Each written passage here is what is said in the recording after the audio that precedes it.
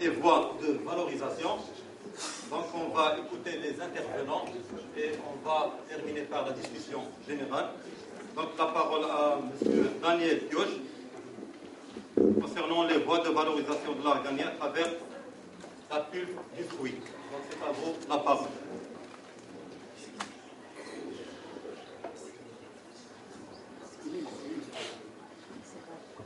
Je vais vous parler de la valorisation de la pulpe du fruit d'arganier comme alternative à l'actuelle filière monoproduit de l'huile d'argan. J'ai mis fragile pour qualifier cette filière entre guillemets pour susciter des réactions. Ce travail est le résultat d'une collaboration entre le CIRAD à Montpellier, mon centre de recherche, l'Université Mohamed V à Rabat, l'équipe du professeur Charouf, et ici mes collègues de l'IAV à Agadir.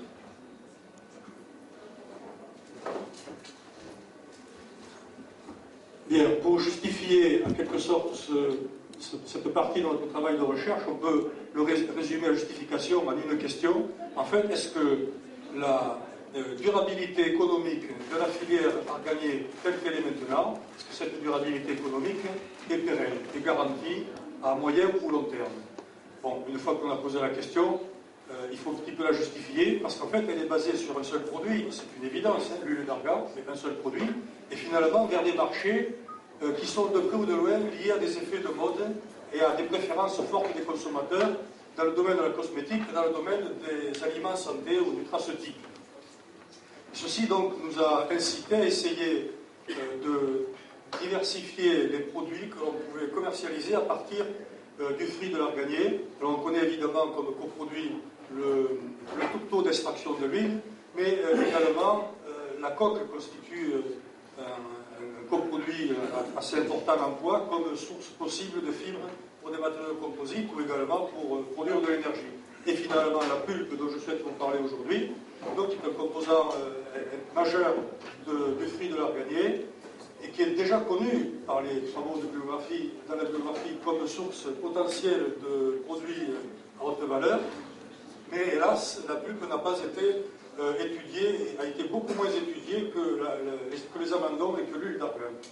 Donc ceci nous a donc incité à essayer d'en savoir plus à propos de cette pulpe pour essayer de mieux valoriser l'ensemble du fruit, ce que j'appelle donc la bioraffinerie de l'argan, de l'arganier. Les objectifs de cette petite partie de notre étude donc sont liés à des aspects techniques pour essayer de produire des fractions intermédiaires, pas des produits finis, mais des fractions intermédiaires à partir du fruit. Du point de vue méthodologique, nous avons mis sur pied une méthode de collecte d'échantillons de fruits dans des conditions bien contrôlées. Ensuite, nous avons acquis des données biométriques et chimiques à propos de la composition de cette pulpe.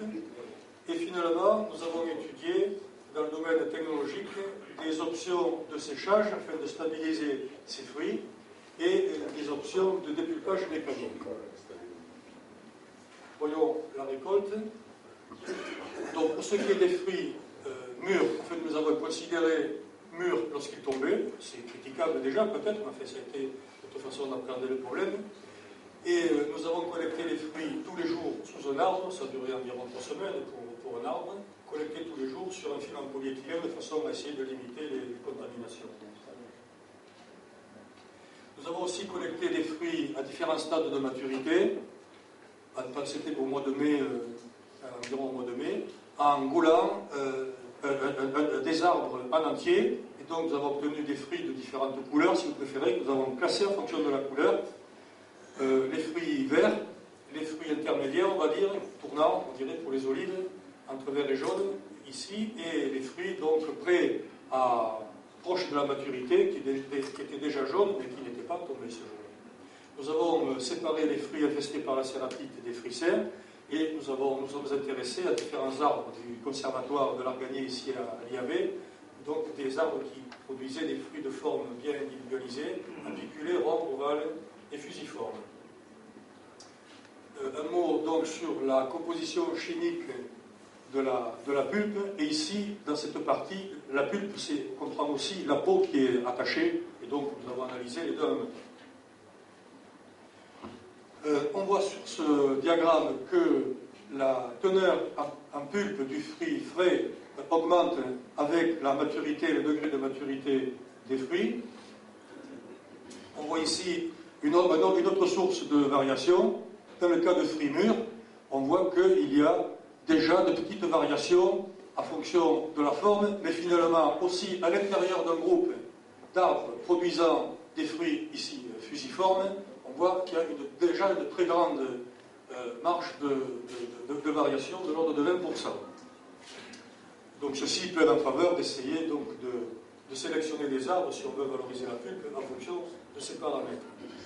On voit que la teneur en pulpe dans le fruit frais est de l'ordre de 60%, ce qui revient à avoir entre 35 et 55% par rapport au poids du fruit sec, qu'il faut comparer, chiffre qu'il faut comparer aux 6% qui sont représentés par les amendons, 6% dont on extrait ensuite l'huile. La pulpe est, du point de vue pondéral, tout à fait digne d'intérêt. Ce diagramme, rapidement, pour rappeler que la pulpe est très riche en eau, de l'ordre de 80%, ce qui a forcément une incidence. Si l'on veut valoriser cette pulpe, elle ne peut pas se conserver facilement dans des conditions à la température ambiante. Nous l'avons vérifié, hélas. Juste un exemple à propos de composition chimique. On trouve un grand nombre de composés dans la pulpe. Ici, il s'agit d'une huile, non pas d'argan, mais de l'huile de la pulpe.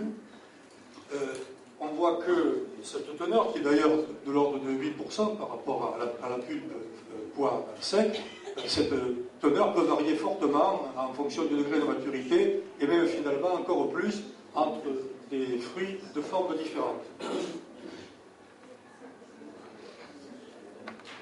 Bon, pour résumer, parce que je n'ai pas tout exposé à propos de la pulpe, donc les produits extractibles peu polaires tels que le latex et l'huile représentent un pourcentage supérieur par rapport au poids du fruit sec, supérieur au pourcentage de l'huile.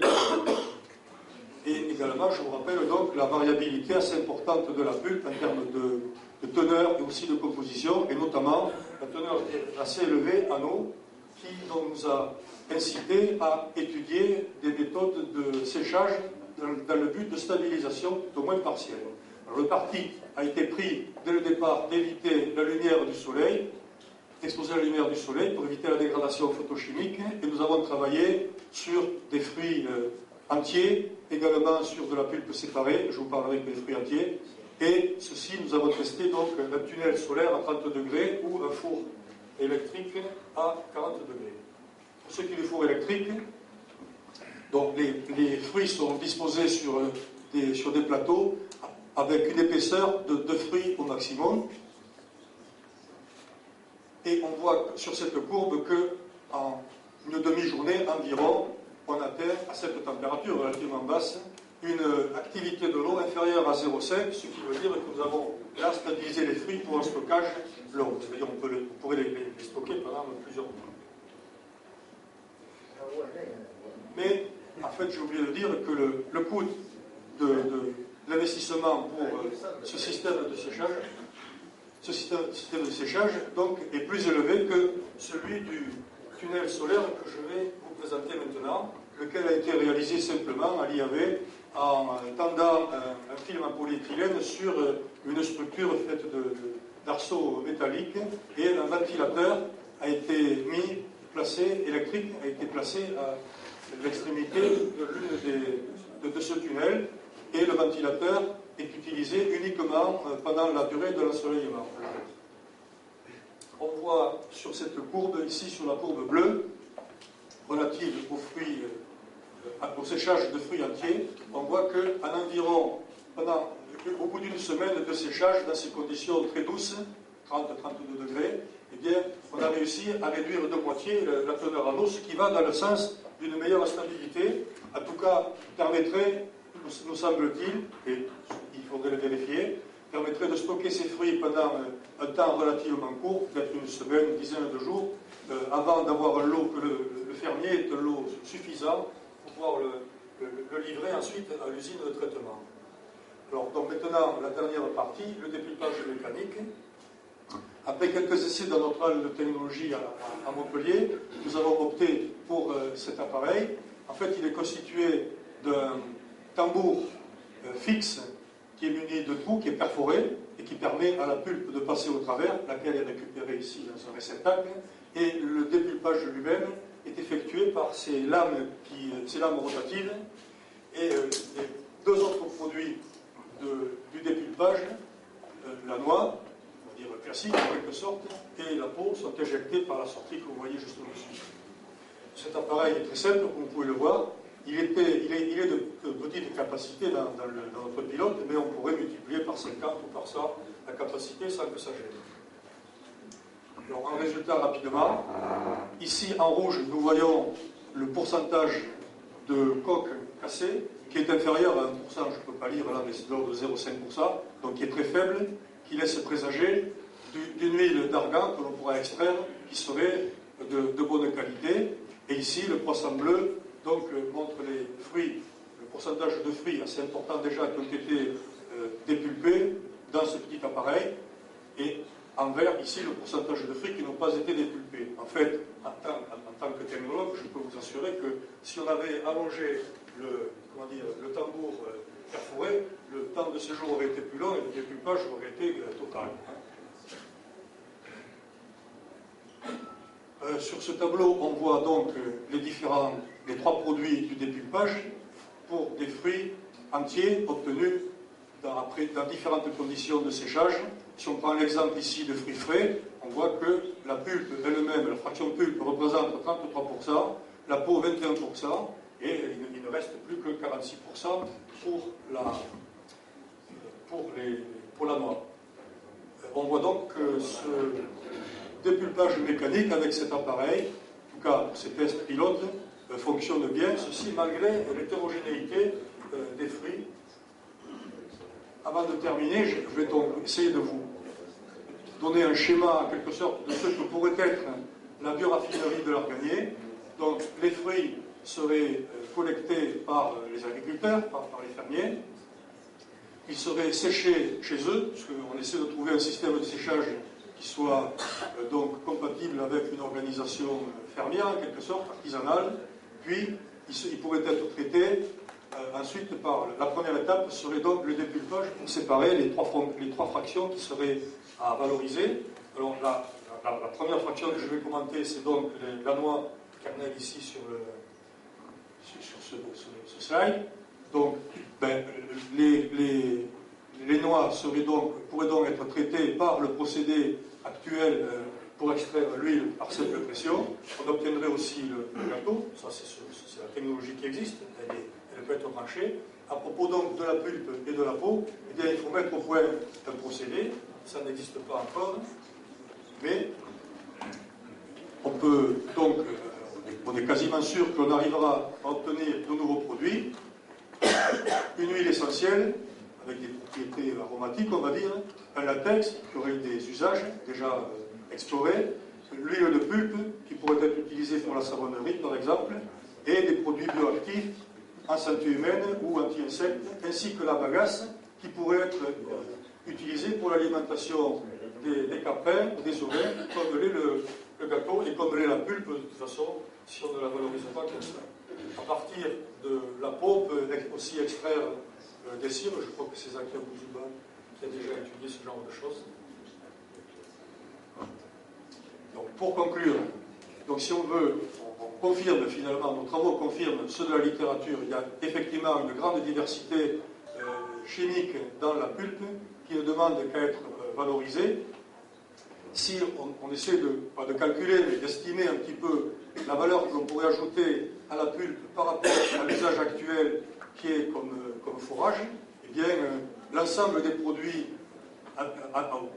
qui seraient commercialisés pour le moins cher, en fait, ne peineraient pas pour être vendus à 10 fois le prix du fourrage. Les produits un peu plus actifs, mettons 50 fois, et les produits actifs dans le domaine de la santé ou de l'agriculture, avec un prix plus élevé, je ne suis pas resté à estimer, mais on sait ce genre de choses. Donc, on peut penser que la valeur totale de ces produits issus de la pulpe fraîche dépasserait largement le coût de production, ce qui permettrait donc d'être rentable, et en tout cas serait bien supérieur ensuite sur le marché. Hélas, ou tant mieux pour les chercheurs, il reste encore un gros effort de recherche à faire de façon à objectiver des choix techniques avant de construire un pilote, lequel nous permettra donc de valider ces estimations économiques à la louche. Terminé. Donc, si l'on veut, disons, tirer le meilleur parti de cette diversité phytochimique de la pulpe, eh bien, il faudrait travailler aussi sur des arbres sélectionnés pour cela. On est actuellement dans une grande époque de gestation et de sélection d'arbres remarquables. Ensuite, il faudrait récolter dans des conditions compatibles avec la suite, c'est-à-dire des fruits frais ou presque frais, et pouvoir avoir un système qui permet une organisation de filières qui permette de traiter les fruits sans les faire trop vieillir. Et donc, en appliquant le concept de la bioraffinerie, qui conduit non pas à un seul produit, l'huile d'argan, mais à un ensemble de produits, eh bien, ça permet donc de répartir les coûts de production sur un ensemble de produits et d'être encore plus compétitif sur le marché. Il semble que cette période soit favorable ici, dans la mesure où il y a l'organiculture qui est en train de prendre un tournant. Donc ça serait relativement facile de construire une nouvelle usine pour une nouvelle production, et semble-t-il, c'est une chance à essayer de saisir pour l'organe. Non pas, je ne suis pas en train de vendre la peau de l'ours, mais simplement c'est un sujet de recherche qui mérite d'être intéressant. Je veux terminer en remerciant donc l'Agence de développement du Sud au Maroc qui a financé ces travaux sur des crédits européens, et les organismes de recherche qu'ils ont hébergés, et divers chercheurs qui ne sont pas directement liés peut-être à ces travaux-là, mais qui ont participé à d'autres aspects, notamment Matt, qui n'était pas docteur à l'époque, mais qui est docteur maintenant. Je vous remercie pour votre attention. Merci. Du bois ou bien du studaire de la coque, avec Monsieur Derwish Abdelali. C'est à vous la parole. Au 3e congrès international de l'Arganier. C'est ma première participation. Quand je me présente, Ali Derwish, je suis professeur de physique à la faculté des sciences physiques, et la physique aussi peut intervenir dans l'Arganier. Pourquoi pas? Alors, mon exposé s'intitule Propriétés physiques de gonflement de bois composite à base de la coque de bois d'Arganier. Je tiens d'abord à préciser le cadre de ce travail. Alors, ce travail que je vous exposer fait suite à une expérimentation réalisée par Gros, M. Delmine, qui est de Tsaludin, qui a eu le prix, qui a été primé par l'entrée lors de la caravane de l'innovation.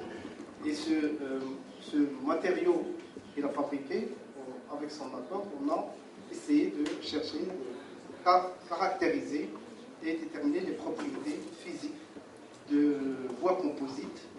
Ceci est réalisé à la faculté des sciences de l'UNISIC, l'Université Hassan II, Casablanca.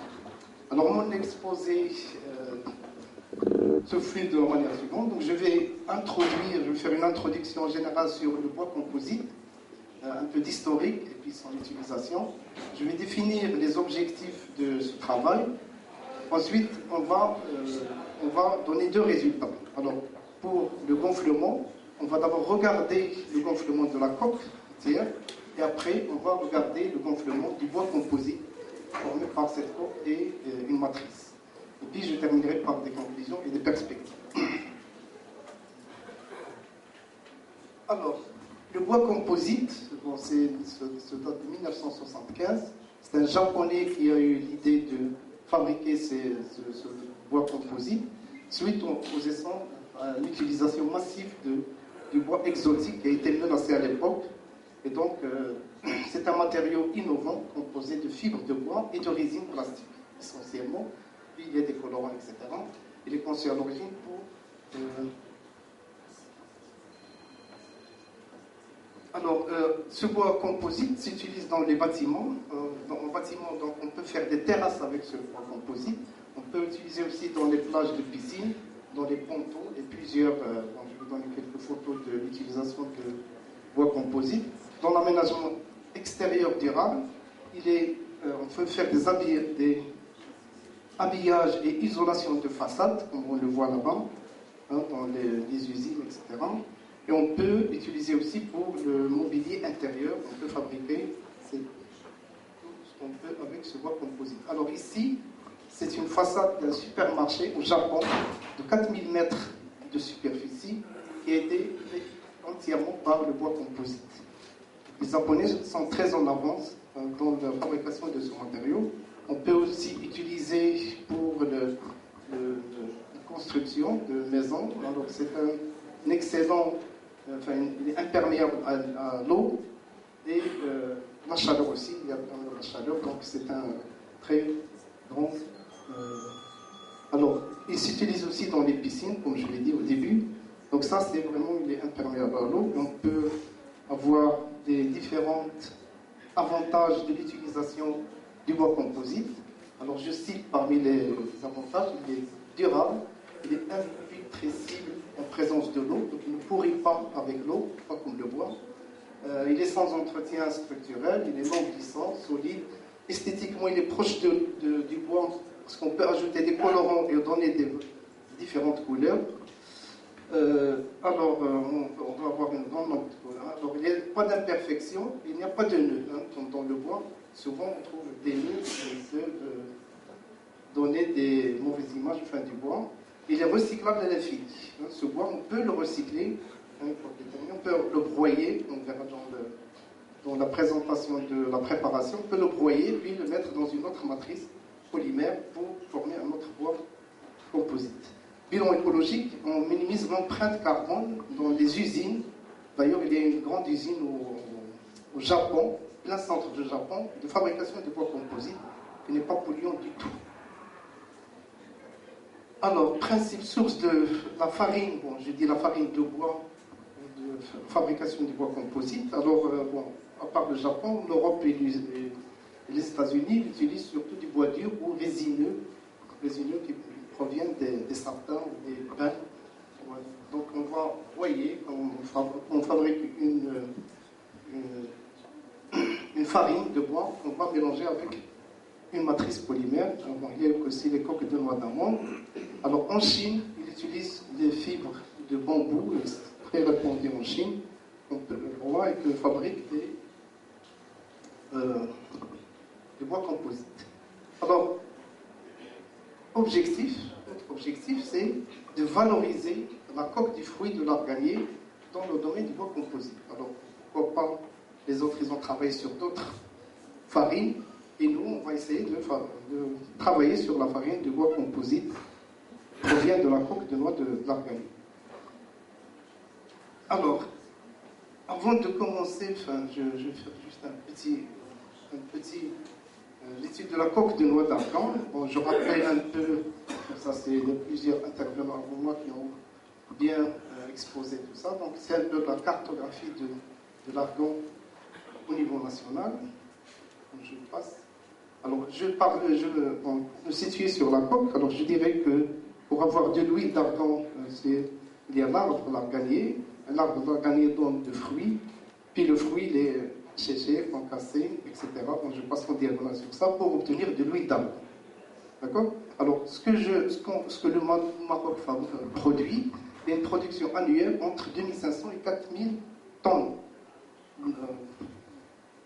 de huile d'argan. Et donc si on fait un petit calcul, pour récupérer la coque sur 38 kg de noix sèches, on peut avoir 1 litre d'huile d'argan et puis on récupère 14 kg de coque. Donc si on fait un petit calcul avec la densité de l'huile d'argan, le Maroc produit entre 40 et 60 000 tonnes annuelles de la coque de noix d'argan. Et donc c'est un poids qui est considérable. Alors, je reviens pour me situer. Donc, je rappelle que la noix d'argan séchée, alors ce qu'on récupère, c'est la pulpe, déjà exposée auparavant, et puis on récupère la coquille, et puis de la coquille, on va la concasser pour avoir la coquille cassée. Puis après, bon, il y a donc il faut faire de l'huile d'argan, mais nous on s'intéresse surtout à cette coquille.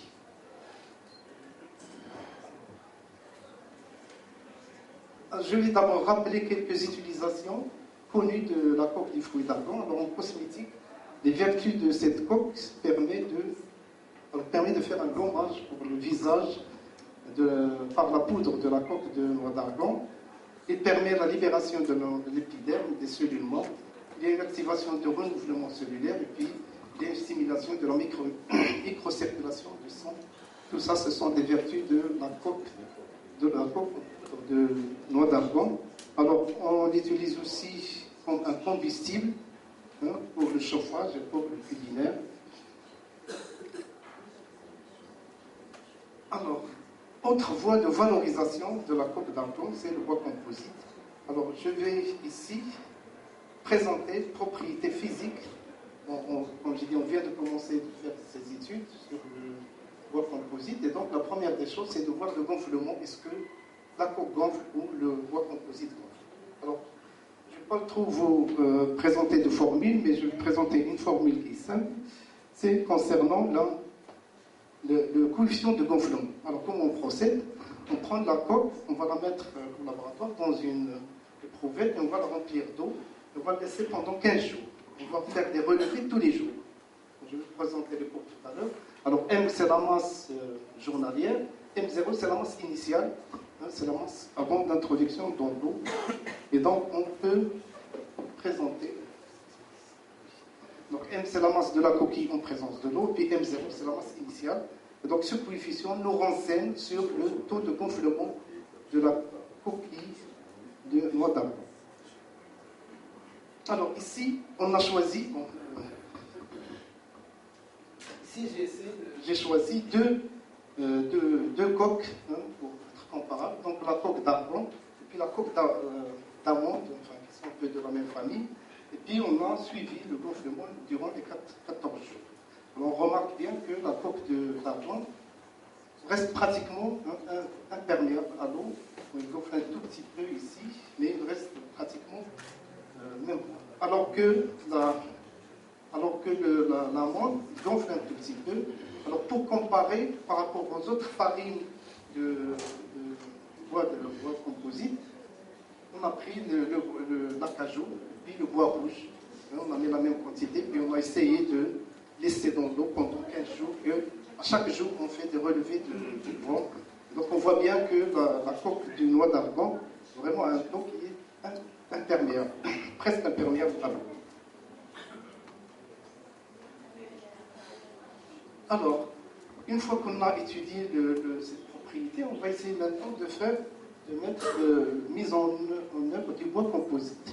Alors, de la coquille, on va broyer cette coquille. Bon, elle est très dure, donc pour la broyer, il faut la passer dans des machines, ou bien le faire à la main carrément. Passer des heures à broyer, donc on obtient de la farine de la coque de bois d'argan. Ensuite, on va ajouter la matrice polymère, on va ajouter polyuréthane, qui n'est pas très très nocif, mais par rapport à d'autres matrices, en poudre. Et le solvant qu'on va utiliser ici, on va utiliser ce gros l'eau. L'eau, c'est un solvant qui est volatile et qui n'est pas nocif pour la nature. Et donc voilà ce qu'on obtient. On va obtenir cette plaque. Quelques plaques, on peut vous les montrer à la fin de la séance. Une plaque, cette plaque de bois, de bois composite. Bon, c'est fait un peu archaïquement au laboratoire. On n'avait pas de presse. On pourrait voir, si on pressait bien le moule, etc., on peut avoir une plaque sans interstice, sans inclusion. Donc ça, c'est de l'air enfin, qui n'est pas bien séché lors de la fabrication du bois composite, mais on peut perfectionner encore ce matériau. Alors, pour étudier le gonflement du bois d'argan, j'ai choisi trois échantillons. Alors, j'ai fait 3 échantillons. Alors, d'abord, pour étudier l'effet de la coque, enfin de la farine, Ici, j'ai pris 48 et 46%, ça c'est un pourcentage, 46% et 48% dans les deux échantillons, puis j'ai fixé la matrice polymère, le polyérythane. Et dans le troisième échantillon, bon, j'ai pris un peu la moyenne de 47, mais là j'ai augmenté la matrice polymère, et voilà ce qu'on obtient. On regarde aussi toujours le gonflement. Alors, il se trouve que les échantillons qui avaient presque la même matrice polymère, le polyuréthane, restent pratiquement reste voisinage. Alors que lorsqu'on augmente le polyuréthane, on obtient quelque chose qui gonfle moins que le premier. Il faut dire que ces rapports n'est pas contradictoire, c'est la même chose que la coque quand il était toute seule pour le gonflement. Et donc pourquoi il reste inférieur? Parce que le polyuréthane est imperméable à l'eau. Donc s'il est bien séché, donc c'est surtout les interstices ou les défauts de fabrication qui sont dus à ce gonflement. Alors, pour les trois échantillons, on assiste à un effet de gonflement croissant durant les 8 premiers jours. Suite à cet effet se stabilise. Alors, les échantillons 1 et 2 présentent un effet de gonflement similaire. C'est la quantité de la colle et la même, et la poudre varie légèrement. Et puis le troisième échantillon, c'est surtout lorsque l'on augmente le polyuréthane. Là, on assiste à un effet de gonflement faible. Alors, ces coefficients de gonflement, de composite de bois, sont dus essentiellement, comme j'ai dit, au défaut de fabrication du bois composite. Alors, je vais citer quelques avantages du bois composite avant de conclure. Donc, le bois composite est un matériau réputé qui a une large palette de coloris. On peut, comme j'ai fait tout à l'heure, j'ai mis là, on peut ajouter des colorants. On peut ajouter des colorants pour donner de la couleur au bois composite. Alors, au soleil, il résiste au soleil. Alors, résistant aux intempéries, vous l'avez trouvé aussi, aux champignons lignivoles. Sa durée de vie est comparable à celle du bois exotique. Pas d'entretien particulier, recyclé à l'infini. Valorisation, et ça nous permet de faire la valorisation de la coque de noix d'argon. Et écologiquement, c'est une protection de la nature contre le dégagement du CO2. C'est un CO sera à Marrakech, dans 2 ans. Alors, conclusion, comme j'ai dit, j'ai 2 conclusions. La première concernant la coque, le fait de gonflement de la coque, et la deuxième concernant le bois composite. Donc, comme on a dit, la coque de noix d'argan a un taux de gonflement qui est très faible par rapport aux autres. Et puis ici, lorsqu'on fait varier l'apport du polyuréthane, là, le gonflement diminue. Perspective, alors on compte faire des mesures physiques, la densité, la conductivité thermique, la capacité thermique, le module Young, c'est-à-dire contrainte de déformation pour voir la dureté de bois composite, et puis la combustibilité, est-ce qu'il se brûle, à quel degré doit se brûler ce matériau composite, et je vous remercie. Merci. Des fruits à la valorisation à travers l'extrait lipidique des feuilles avec Madame Monfarouté. Vous avez la parole.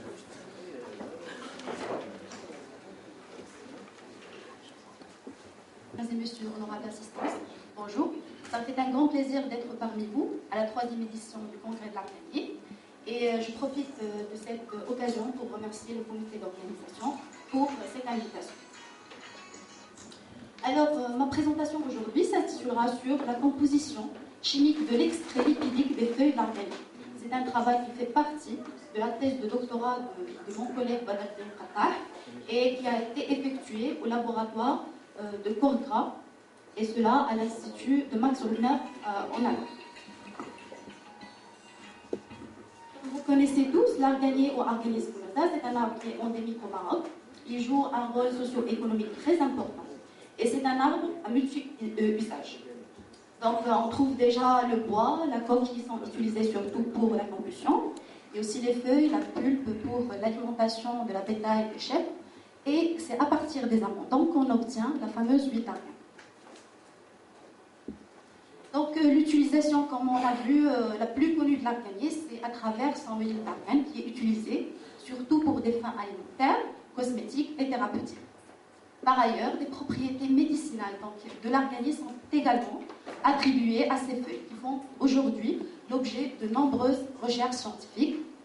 Et comme vous voyez ici, il y a une des publications sur les feuilles. Donc, pour ce travail, on s'est intéressé surtout à l'étude de l'extrait lipidique des feuilles d'arganier. En fait, cet extrait a été obtenu par Soxley et par Exane. Et par la suite, on a procédé surtout à voir l'insaponifiable ou bien la teneur en insaponifiable. À savoir que déjà pour les lipides ou bien pour les huiles en général, donc il présente deux fractions. La fraction glycéridique et la fraction insaponifiable. Donc pour l'huile d'argan, la fraction glycéridique c'est de 99% et la fraction insaponifiable c'est juste de 1%. Et c'est 1% des insaponifiables qui est responsable aux propriétés pharmacologiques de l'huile d'argan. Après analyse, donc on a trouvé que le rendement pour l'extrait lipidique de feuilles, c'est 27 fois plus que celui de l'huile d'argan. Donc c'est 27%. Donc c'est un extrait qui est riche en insaponifiables. Donc, comme vous voyez ici, cette fraction elle est composée essentiellement des hydrocarbures carotènes, des alcools triterpéniques, des méthylstérols, tocophérols et xanthophiles. Alors par la suite, pour la fraction glycéridique, donc on a essayé de faire la composition en acide gras pour cet extrait. Les résultats obtenus montrent que pour l'extrait lipidique des feuilles, il contient essentiellement l'acide linolénique, donc avec un pourcentage qui est supérieur à 25%, suivi de l'acide linoléique et l'acide oléique. Cette composition elle est différente de celle de l'huile d'argan, qu'on retrouve que l'acide oléique et linoléique ils sont majoritaires et qui représentent plus de 80% de l'huile. On a également effectué la composition en triglycérides. Ça montre bien que pour l'extrait lipidique, il est constitué de triglycérides linoléiques et oléiques. En comparaison toujours avec l'huile d'argan, donc on trouve que plutôt le triglycéridique majoritaire, c'est le linoléique oléique pour l'huile d'argan. Concernant l'insaponifiable, donc on s'est intéressé surtout à l'étude de la composition en tocophérol. Donc apparemment, comme vous voyez, pour l'extrait lipidique, il est constitué de 99% de l'alpha-tocophérol. Donc, et déjà la composition générale ou bien totale des tocophérols, c'est plus de 1300 mg par kilo. Pour l'huile d'argan, comme c'est connu, c'est caractérisé par le gamma-tocophérol. Et celui-là, et pour la somme ou bien la teneur totale en tocophérol, c'est à peu près la moitié que celle pour la fraction lipidique des feuilles. Autre pour la composition stérolique de l'extrait lipidique, pour les feuilles de l'arganier, donc on trouve surtout le spinastérol qui est majoritaire, suivi de scoténol. Tandis que pour celui de l'huile d'argan, on trouve que le stokénol qui est plus, ou bien le double que celui des feuilles, suivi par le spinastérol. Alors pour la deuxième partie, on s'est intéressé surtout à voir est-ce qu'il y a un effet de la région ou bien aussi de la forme des fruits sur cette composition chimique. Donc on s'est intéressé à l'étude des arbres qui sont composés essentiellement des fruits donc, à forme apiculée, ronde, ovale et fusiforme. Donc, ainsi que trois sites. Donc R1 c'est Aïsbaha, Tarazout et Aïtmelou. On a par la suite effectué les mêmes analyses pour voir la comparaison et voir cette influence. Donc comme vous voyez ici, donc pour l'analyse de la composition en acide gras, donc il n'y a pas une différence significative entre les différentes formes ainsi que les différentes régions. La même remarque, donc pour les triglycérides, on voit que la différence n'est pas significative pour tous les triglycérides donc, détectés. Même remarque pour les stérols. Cependant, pour les tocophérols, on voit bien qu'il y a une légère différence entre les deux, c'est surtout ici. Donc, vous voyez, la première forme, c'est apiculé, de la deuxième région qui est Tarazout, et qui représente plus de 1600 mg par kilogramme. Or, pour celle de la région, surtout de la même région, ça veut dire de Tarazout, mais la forme ovale, on trouve qu'elle est de à peu près 1100 mg par kilogramme pour le alpha. La même chose à peu près pour la teneur totale. Donc, comme vous avez vu, on a essayé à travers cette étude d'étudier la composition chimique de l'extrait lipidique des feuilles de l'arganier. Donc, sa teneur est de 4% et sa composition chimique, elle est originelle, puisque le composé majoritaire est composé principalement de 50% des acides gras essentiels, donc linolénique et linolénique, ainsi que pour l'acide oléique avec un 25%. Quant à l'imponifiable, il s'est montré que c'est une fraction qui est, par rapport à l'UPAM, qui dépasse les 27%. Donc, il est constitué essentiellement de phytostérol ainsi que de l'alpha-tocopherol pour les composés tocophérols. Pour l'autre étude qui a été réalisée surtout pour l'influence de la région ainsi que les formes, il s'est montré qu'il n'y a pas une différence significative au niveau des acides gras, les stérols, les triglycérides, mais on a eu une légère différence au niveau de leur tocophérols. Donc ce résultat reste quand même à confirmer en travaillant sur plus d'échantillons. Si cela se confirme, l'usage industriel des feuilles pourra se baser sur les résultats de ces vitamines. Et je vous remercie de votre attention. Merci Madame Ilman Faloudi pour le respect du temps et pour la qualité de la présentation. On passe maintenant à Ali qui dit c'est la caractérisation thermique des produits d'arganier au niveau des feuilles, pulpes et fruits pour une valorisation durable. Merci Monsieur le Président. Cher auditoire, je tiens aussi à souligner que je suis physicien de l'École normale supérieure de Marrakech. Donc je travaille sur la valorisation énergétique et thermodynamique des produits d'arganier. Et ce travail-là rentre dans le plan national de valorisation des produits de terroir, à savoir donc l'arganier, le safran de Telimi et le zygophyllum de la région orientale des Rachidides. Donc ce travail-là a été fait au niveau de l'équipe de l'énergie solaire et plantes aromatiques médicinales de l'École normale supérieure de Marrakech, l'Université Qadiriyya, et soutenu par deux projets. Le premier projet, c'est le projet Inoterre 3 de l'ERESEN, pour la conception d'un séchoir solaire hybride autonome pour les plantes aromatiques et médicinales. Le deuxième projet, c'est R2B Innova pour la valorisation scientifique industrielle des produits du terroir. Les produits étudiés, donc d'abord le fruit a été déjà étudié depuis 2013, le fruit tout seul. Donc, nous avons essayé de déterminer la teneur en eau d'équilibre concernant le fruit d'arbre. Nous avons commencé depuis 2013 à travailler sur les feuilles et les pulpes, et le but c'est de comparer en fait la stabilité des produits d'arganier. Déjà vous savez dans les communications précédentes le choix de ces produits d'arganier. Donc d'abord pour les feuilles, ils ont donc des considérations thérapeutiques, soit au niveau de la médecine traditionnelle, soit au niveau de la médecine moderne, la pharmacie moderne. Donc nous avons fait ce choix-là pour étudier, en fait, pour déterminer en fait une valeur qu'on ne trouve pas dans la littérature concernant la quantité d'eau extractible au niveau des produits, généralement des plantes aromatiques et médicinales. Bon, je vais exposer en fait la méthodologie expérimentale suivie dans notre équipe. Nous sommes le seul laboratoire au Maroc qui travaille au niveau de cette valorisation énergétique des ondes. Nous travaillons en collaboration, je tiens à remercier bien évidemment l'Institut de combustion et des systèmes réactifs d'Orléans, parce que quand nous travaillons avec eux concernant la détermination de pouvoir calorifique de la coque. Je tiens aussi à remercier la faculté des sciences scolaires de Marrakech et la faculté, l'FST de Marrakech aussi.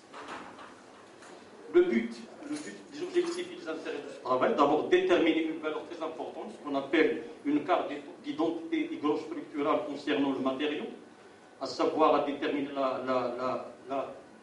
la relation graphique qui lie la teneur en eau d'équilibre du produit en fonction de l'activité optimale à une température fixe. Nous déterminons aussi, grâce à une modélisation numérique, ce qu'on appelle la quantité d'eau extractible, M0, qui est très importante, qu'on ne trouve jamais dans la littérature pour le produit. Donc ça se détermine expérimentalement. Nous travaillons sur deux volets. D'abord, nous appliquons une méthode gravimétrique statique et dynamique. La méthode gravimétrique statique est basée sur soit les solutions des sels saturés, soit les solutions de l'acide sulfurique concentré à différentes concentrations. Nous utilisons aussi une méthode dynamique qui est à droite. Chacune a ses avantages et ses inconvénients. Pour la méthode gravimétrique statique, donc, les avantages, c'est qu'on peut utiliser le nombre de sels qu'on veut en même temps. Bon, l'inconvénient, c'est que la durée de stabilité est très longue. Pour la méthode dynamique, donc, elle est rapide, mais on ne peut pas utiliser les sels en même temps. On peut utiliser uniquement soit une solution d'acide sulfurique concentré, ou bien un sel jusqu'à sa stabilité, et on rechange.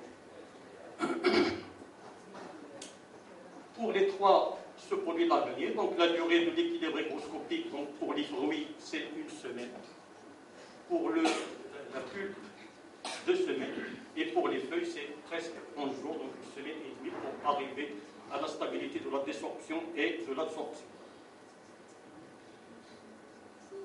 Les nécessités pour la détermination de la teneur en eau d'équilibre, donc vous le savez tous, donc 4 nécessités importantes, technologiquement, contractuellement, analytiquement et réglementairement. Donc cette valeur-là, donc ça dépend des contrats, ça dépend des technologies, ça dépend de l'analyse, ça dépend de la réglementation utilisée.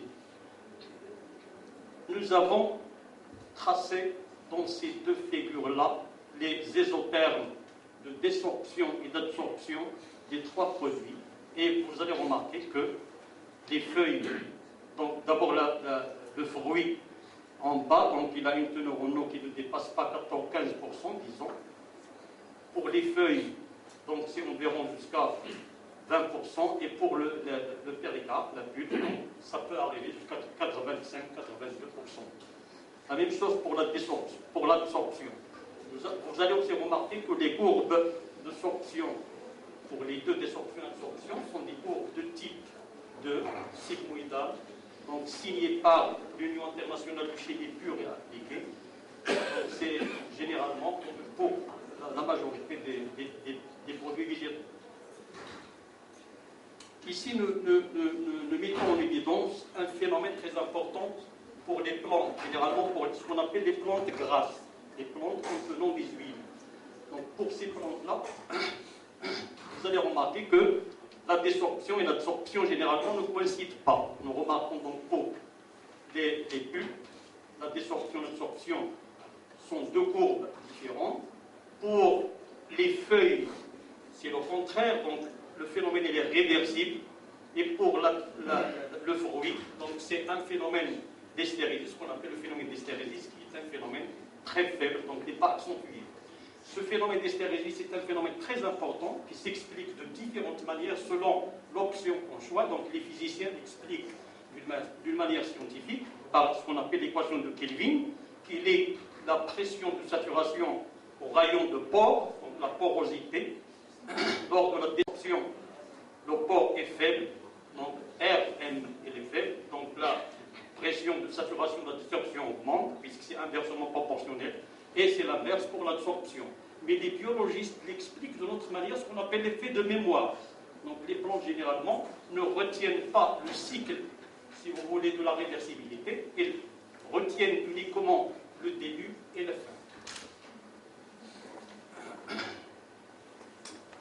Il y a une valeur très importante aussi à déterminer, ce qu'on appelle l'activité optimale de conservation des produits. Donc la technique utilisée physiquement, généralement, c'est de tracer toutes les valeurs expérimentales de la désorption et de l'absorption et déterminer ce qu'on appelle, c'est-à-dire faire ce qu'on a un bilan des équations de troisième degré et déterminer là où la dérivée seconde s'annule pour déterminer cette valeur-là. Ce qui est bizarre pour les produits de l'organique, c'est pas pour... Parce qu'on a travaillé sur le cactus aussi, donc on a travaillé sur le cactus, c'est pas la même chose.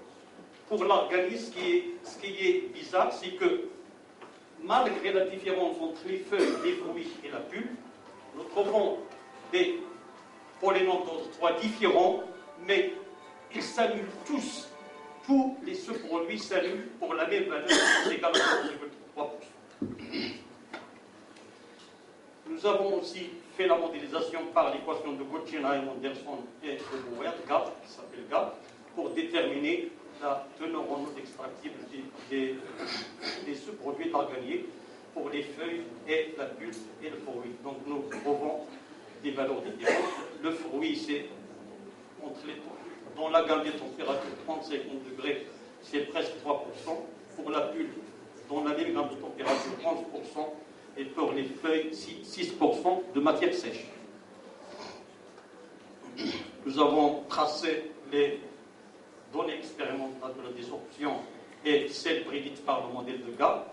Et vous allez remarquer que la ligne centrale située au niveau de 0, donc c'est très corrélé. Bon, en conclusion de ce travail, donc nous avons 3 conclusions importantes. La première, c'est que les isothermes d'absorption et de désorption ont, quelle que soit la température, des valeurs similaires et présentent un phénomène d'hystérésis accentué pour la pulpe, négligeable pour le fruit et nul pour les feuilles. Nous avons aussi comme conclusion que la température elle a une légère influence sur la teneur en eau d'équilibre et pour une activité de l'eau donnée, la teneur en eau des produits dérivés d'organiques à l'équilibre diminue normalement lorsque la température augmente. Enfin, la troisième conclusion, toutes les cours expérimentales obtenues présentent un pseudo-palier au voisinage de la même activité optimale de conservation qui est égale à 0,33. Donc, avec, bien évidemment, des teneurs en eau en matière sèche différentes selon le produit étudié. Donc, 2,6% de matière sèche pour le fruit d'organe, 5,6% de matière sèche pour les feuilles d'organier et 11% de matière sèche pour le péricarpe. Nous avons aussi fait d'autres choses pour déterminer est-ce qu'il s'agit d'une physisorption ou bien d'une chimisorption concernant ces 3 produits. Donc, ces techniques-là sont basées sur 2 choses. D'abord, la chaleur ésotérique concernant l'enthalpie différenciée du produit. Donc, pour caractériser ce qu'il s'agit de physisorption ou de chimisorption, nous avons prouvé que pour les feuilles d'organisme, c'est une physisorption. Donc, la physisorption, en fait, il y a ce qu'on appelle une faible chaleur ésotérique, mais aussi une réversibilité au niveau des isothermes de désorption et d'absorption. La chimisorption pour le péricarpe. Donc la chimisorption, en fait, c'est une chaleur ésotérique très élevée et un phénomène d'hystérésis. Il y a un chevauchement entre les deux pour le fruit. Bon, des références bibliographiques. Donc nous avons ça, c'est déjà publié en 2007. Donc quelques travaux ont déjà été publiés en 2007, donc en 2013 aussi. Et merci pour moi. Merci beaucoup, professeur. Une innovation et des connaissances nouvelles pour nous. Alors on va passer maintenant à Madame Leïla Afia. Elle est là. Alors Afia Leïla va nous présenter un autre aspect concernant donc la résistance à la corrosion à travers donc la valorisation des extraits de feuilles de l'arganique. À vous la parole. Monsieur le Président, honorable assistance, le travail que je vais présenter aujourd'hui s'intitule Étude comparative du potentiel inhibiteur de l'extrait de feuilles de l'arganier. Micro, s'il vous plaît. Le travail travail que je vais présenter aujourd'hui s'intitule « Étude comparative du potentiel inhibiteur de l'extrait de feuilles de l'arganier ainsi que la quercétine vis-à-vis la corrosion de l'acier en milieu HCl 1 molaire ». Ce travail a été effectué en collaboration avec M. Rachid Sri, enseignant-chercheur de l'École nationale des sciences appliquées d'Agadir, M. Hassan Bazzi de la faculté des sciences d'Agadir, ainsi que M. Belkhair Hamouti de la faculté des sciences université Mohamed Ier de Oujda. Donc je vais suivre ce plan. Premièrement, je vais commencer avec l'introduction, puis je vais exposer les stratégies du choix de la thématique, ainsi que les objectifs du travail.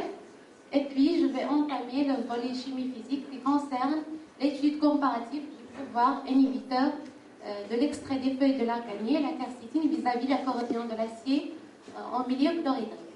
Et enfin, je vais conclure avec une petite conclusion.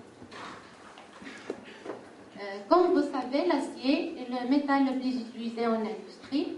Son application s'étend du bâtiment aux boîtes de conserve alimentaire, passant par les produits électroniques ainsi que les coques de certains bateaux. Ce matériau est soumis souvent à de nombreuses sollicitations extérieures agressives qui le rendent vulnérable à la corrosion. En effet, le coût engendré par ce phénomène s'élève à un quart de la production mondiale de l'acier par an. La nécessité de lutter contre ce fléau. Il existe de nombreuses techniques de lutte contre la corrosion, mais l'utilisation des inhibiteurs chimiques constitue la méthode originale d'être la seule méthode d'intervention à partir du milieu environnant.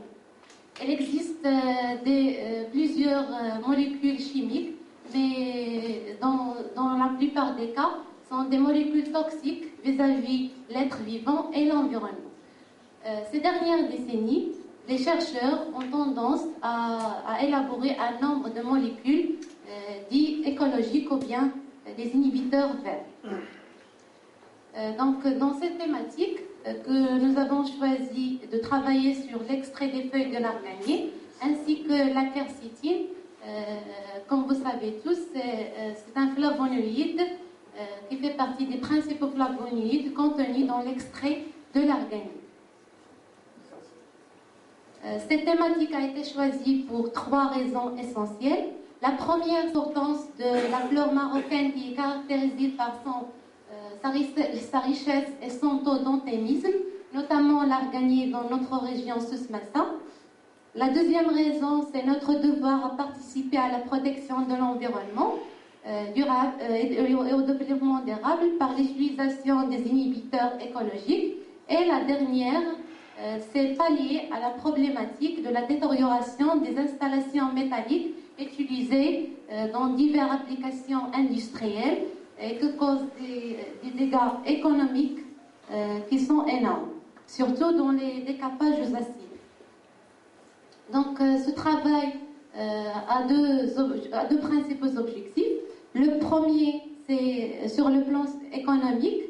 Dans les industries, on vise la minimisation des coûts directs et indirects de la corrosion. D'autre part, on vise la valorisation des produits de l'arganier. Sur le plan environnemental, on va contribuer via ce travail à la préservation et l'économie de notre environnement. Par définition, un inhibiteur de corrosion, c'est une substance qui retarde la corrosion lorsqu'il est ajouté à un milieu corrosif.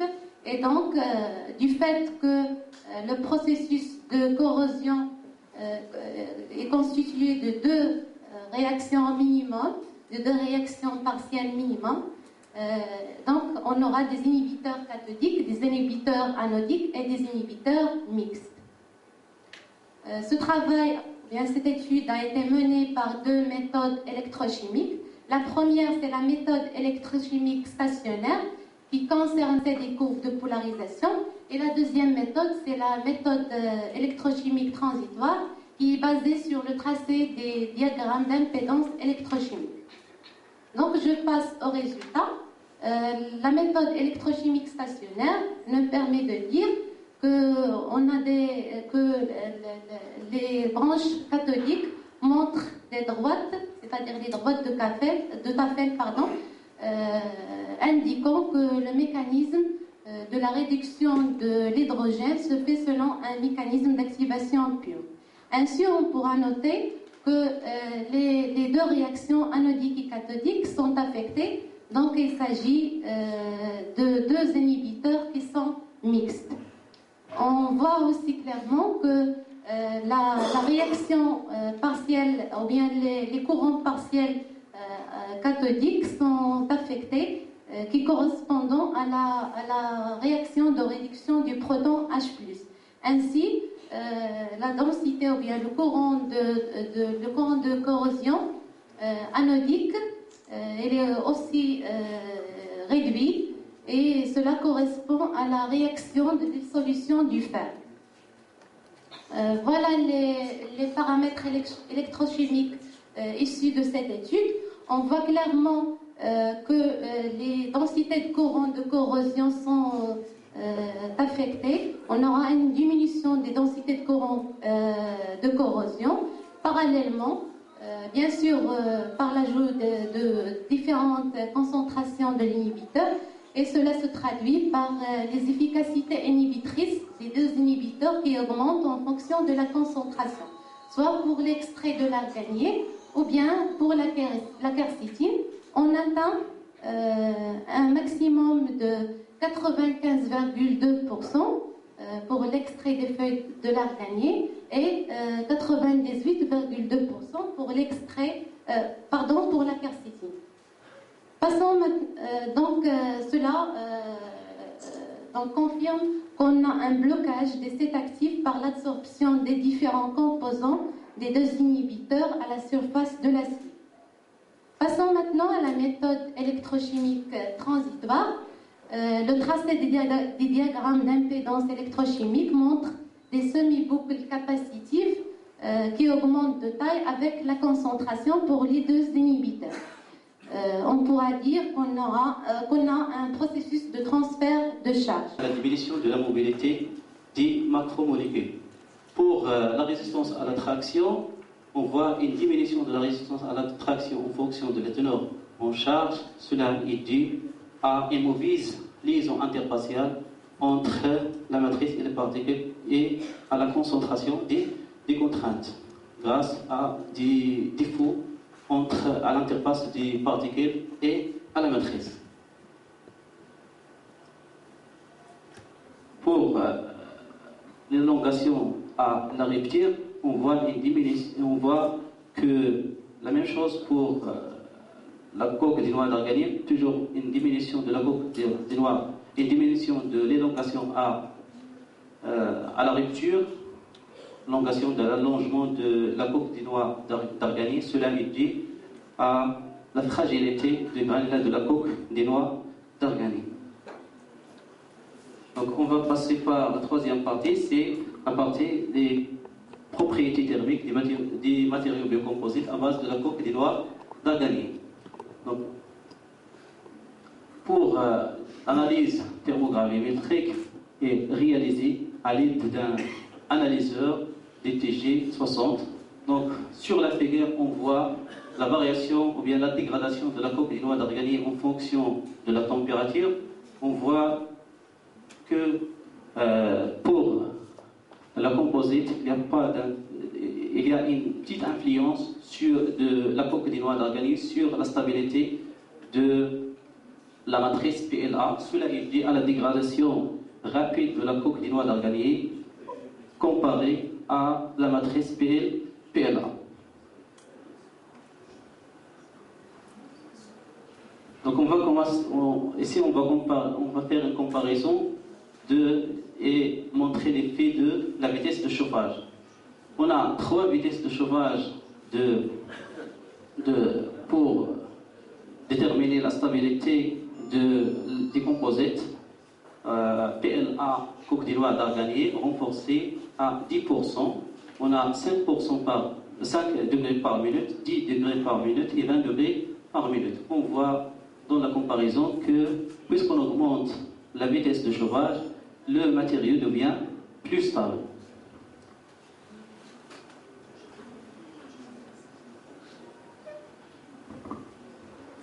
Pour la comparaison entre le composite renforcé par le torque et le composite renforcé par les particules, les granulats de la coque des noix d'arganier, on voit à une vitesse de chauffage de 5 degrés par minute, on voit qu'il n'y a pas d'effet significatif pour la stabilité de la matrice et du composite. Ici, on va faire une comparaison entre la coque des noix d'arganier et la coque des noix d'arganier renforcée, la matrice PLA, et aussi le torque renforcé, la matrice PLA, à une vitesse de chauffage de 20 degrés par minute. Ici, on voit que à une vitesse de chauffage de 20 degrés par minute, on voit que la stabilité du composite renforcé par les particules de la coque des noix d'arganier est moins stable que celle renforcée par celle renforcée par le torque. Cela est dû à la dégradation rapide de la coque des noix d'arganier. Maintenant, on va passer à une conclusion. Donc, le modèle de Young et la résistance à la traction diminuée en augmentant la teneur en charge. Cela est dû à la mauvaise adhésion entre la coque des noix d'arganier et la matrice PLA. La stabilité thermique du biocomposite est affectée à la teneur en charge de la coque des noix d'arganier. Puisqu'on augmente la teneur, la charge, la stabilité du biocomposite est diminuée. Cela est dû à la dégradation rapide de la coque des noix d'arganier. La dégradation thermique est aussi significativement affectée par la vitesse de chauffage. Donc, puisqu'on augmente la vitesse de chauffage, le matériau devient plus stable. Cela est dû à autant de dégradation du matériau composite. Merci à votre attention. Merci. À travers la valorisation de certains matériaux dérivant de la coque des noix d'arganier, c'est M. Khomel Mohamed qui va le présenter.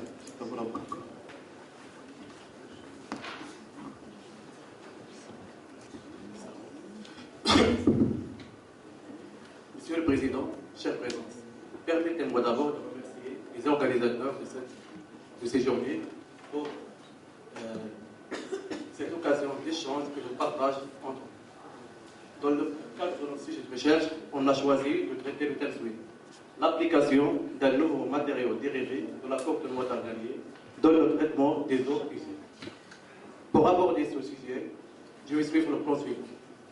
Donner une introduction générale sur le sujet, puis quelques généralités sur l'absorption et les colorants. Ensuite, je vais vous expliquer la procédure expérimentale que nous avons menée et donner les résultats expérimentaux ainsi que leur interprétation, et on termine par une conclusion générale sur le sujet.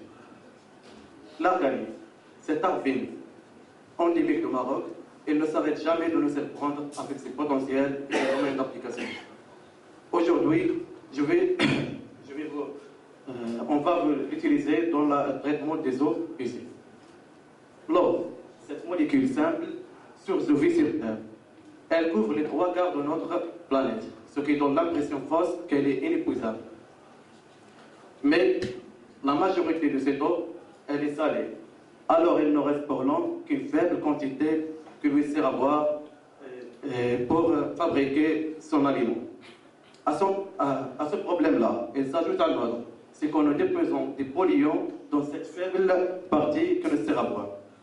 Heureusement que les décideurs ont commencé à agir en poussant les recherches vers l'élaboration de nouvelles solutions. Parmi les solutions possibles, c'est l'utilisation des phénomènes d'absorption. Mais le coût d'absorbant classique ne s'arrête jamais d'augmenter. Alors, on a pensé à élaborer de nouveaux adsorbants, moins coûteux et efficaces. Dans notre équipe de recherche, on a choisi d'utiliser la coque de noix d'arganier pour éliminer un colorant qui est le bleu de méthylène, qui est un colorant largement utilisé dans l'industrie du textile. Un colorant, c'est une substance capable de teindre d'une manière durable une matière. Elle est généralement formée par deux groupements, un groupement oxochrome et un groupement chromophore. Comme j'ai dit, le polyion étudié, c'est le bleu de méthylène, qui est un colorant organique et cationique. On va l'éliminer par le phénomène d'absorption, qu'on peut le définir comme la fixation des molécules dissoutes qu'on appelle adsorbats par une phase solide adsorbant. Cette fixation pourra se faire soit en monocouche, soit en multicouche. Alors, on peut trouver deux grands types d'absorption, l'absorption chimique et l'absorption physique, qu'on peut les différencier par les énergies ou bien la nature des liaisons. Généralement, l'absorption chimique demande plus d'énergie que l'absorption physique. Il y a différents facteurs qui influencent l'absorption, à savoir le pH, la concentration du polyion, la température, le temps de contact, la masse de support mise en jeu et d'autres paramètres comme la vitesse, etc., etc. On va passer à la procédure expérimentale. On a commencé par collecter notre support, le broyer, puis le mettre en contact avec le polyion dans des tests d'absorption. Et enfin, on a mesuré la concentration de ce polyion après l'absorption pour quantifier la quantité absorbée. Avant l'utilisation de ce support, on a pensé à le caractériser. On l'a caractérisé de différentes manières. Je vais présenter seulement deux. L'analyse thermique qui va nous renseigner sur la stabilité de notre adsorbant vis-à-vis la température. On remarque clairement qu'il y a dégradation selon 4 étapes dans notre support. Cette caractérisation, elle est couplée entre l'ATG et l'ATT, l'analyse thermique gravimétrique et l'analyse thermique différentielle. La première perte, elle est endothermique. Comme vous voyez, il y a un pic concave. Elle est endothermique. On peut l'attribuer à une perte d'eau car elle se passe au voisinage de 100 degrés. Le deuxième pic, elle est due à la décomposition de l'hémicellulose. Le troisième et le quatrième, elles sont exothermiques. Elles sont dans la littérature affectées à la décomposition de la cellulose et de la lignine, qui sont les 4 principales constituants de matière cellulosique. La deuxième caractérisation, c'est le spectre infrarouge, qui va nous donner des informations sur la nature des liaisons ou bien des fonctions qui sont à la surface de ce adsorbant. Car, comme vous savez, le phénomène d'absorption, c'est un phénomène de surface. Alors, elle est influencée par la nature des liaisons, la nature des fonctions. On remarque plusieurs pics caractéristiques de différents groupements fonctionnels. Les plus intenses sont la fonction OH et la fonction carbonyle. Maintenant, on va passer à la mesure de la concentration. Comment on a mesuré la concentration? On a mesuré la concentration après absorption en utilisant la loi de Beer-Lambert. En mesurant l'absorbance et avec une relation d'étalonnage, on peut remonter à la concentration après absorption. Maintenant, on va passer aux effets étudiés. On a étudié l'effet des temps de contact entre l'absorbant et l'absorbant.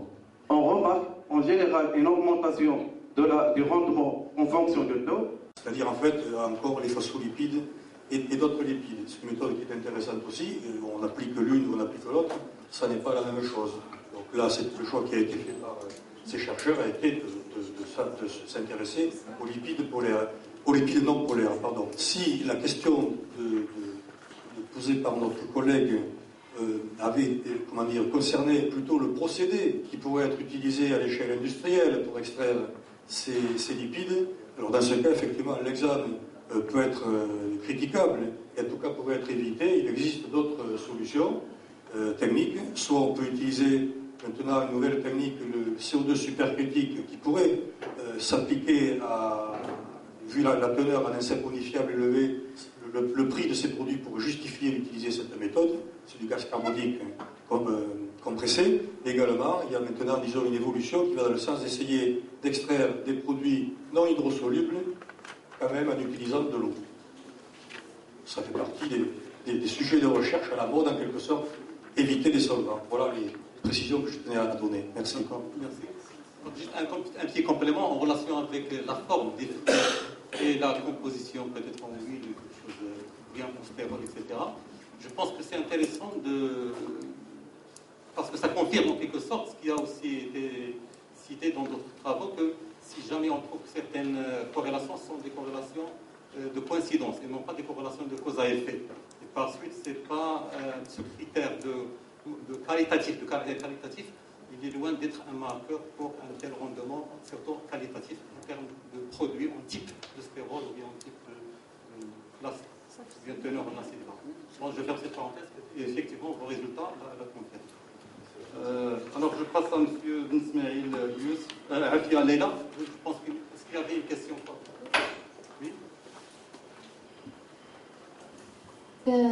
Avec les ions H3O+, dans le milieu acide, donc en formant, donc les adsorbent en formant une couche protectrice.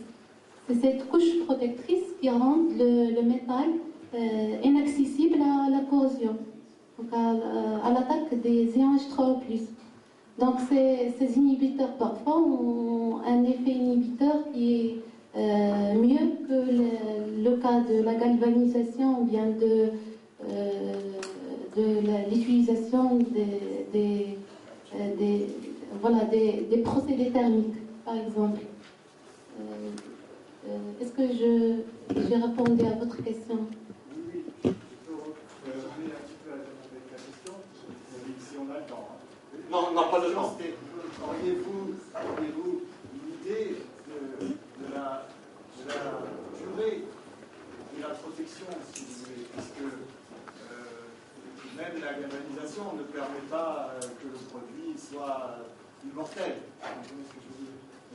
Est-ce que chez vous, vous avez une idée du temps de protection? Donc on pourra déterminer le temps d'immersion en présence de ces inhibiteurs et on va y arriver à des résultats qui nous montrent est-ce que ces inhibiteurs vont durer pendant une longue durée ou bien ça va être désorbé par la suite. À la 4e édition, Inch'Allah. Merci Zaïda. Et Ben Ismaïl, coloration d'autres. Alors, juste j'ai oublié, professeur Ali Idlimé. D'accord. Moi, j'ai juste une petite précision, je dois vous dire, parce que vous comparez le fruit et la pulpe et les feuilles. Je voulais juste le moment où vous dites fruit, pour moi, dans ces votes, c'est un fruit décortiqué, c'est ça? C'est-à-dire le noix plus amande. Oui, le fruit, c'est l'amandon uniquement. Ah, c'est l'amandon. L'amandon. Donc il vaut mieux enlever le mot fruit et préciser l'amandon. Parce que lorsque vous dites fruit, c'est la pulpe plus la noix plus l'amandon. C'est très intéressant cette précision. Merci beaucoup. Et donc, je rappelle tout le monde de bien remplir la fiche d'évaluation. Et donc, à la prochaine édition, Inch'Allah. Voilà. Merci pour votre